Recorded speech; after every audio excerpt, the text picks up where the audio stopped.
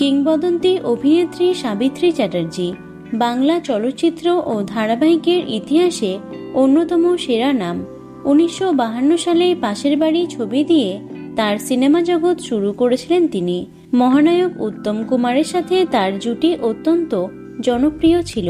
বয়সের ভার তাকে কখনোই দমিয়ে রাখতে পারেনি, তাই তো এত বয়সেও তিনি তার অভিনয় চালিয়ে যাচ্ছেন। সদ্য শেষ হওয়া চিরসখাতে অভিনয় করতে দেখা গেছে সাবিত্রী দেবীকে। তবে এবার খারাপ খবরটি সামনে এলো। চিরসখার বিদায়ের সাথে সাথে বিদায় নিলেন বর্ষিয়ান অভিনেত্রী সাবিত্রী চ্যাটার্জি। 1937 সালের 21শে ফেব্রুয়ারি বাংলাদেশের কুমিল্লা জেলায় জন্মগ্রহণ করেছিলেন তিনি। প্রায় 60 বছরেরও বেশি সময় ধরে অভিনয় জগতের সঙ্গে যুক্ত তিনি। দীর্ঘ কর্মজীবনে অসংখ্য সিনেমা এবং ধারাবাহিকে অভিনয় করেছেন তিনি। সাথে একাধিক পুরস্কারে সম্মানিত হয়েছেন।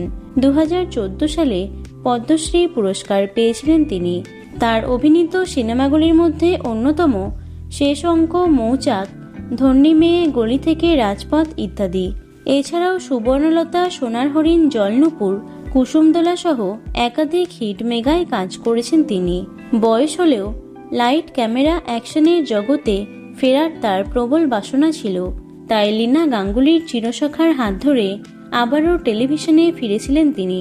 এই ধারাবাহিকে একাধিক জনপ্রিয় তারকাদের একসঙ্গে দেখা গেছিল।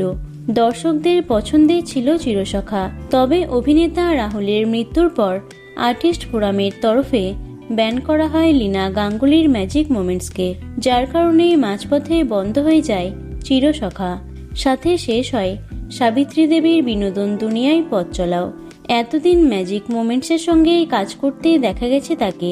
সূত্রের খবর অনুযায়ী ম্যাজিক মোমেন্টস লীনা গাঙ্গুলি ছাড়া অন্য কোনো প্রোডাকশন হাউসের সঙ্গে কাজ করেন না তিনি। যেহেতু ম্যাজিক মোমেন্টসকে ব্যান করা হয়েছে, তাই এই মুহূর্তে সেই প্রোডাকশন হাউস থেকে আর কোনো মেগা আসবে না। তাই সম্ভবত আর টেলিভিশনে দেখা যাবে না সকলের প্রিয় সাবিত্রী দেবীকেও। তো বন্ধুরা, বর্ষিয়ান অভিনেত্রী সাবিত্রী চ্যাটার্জির অভিনয় তোমাদের কেমন লাগে অবশ্যই কমেন্টে জানিও।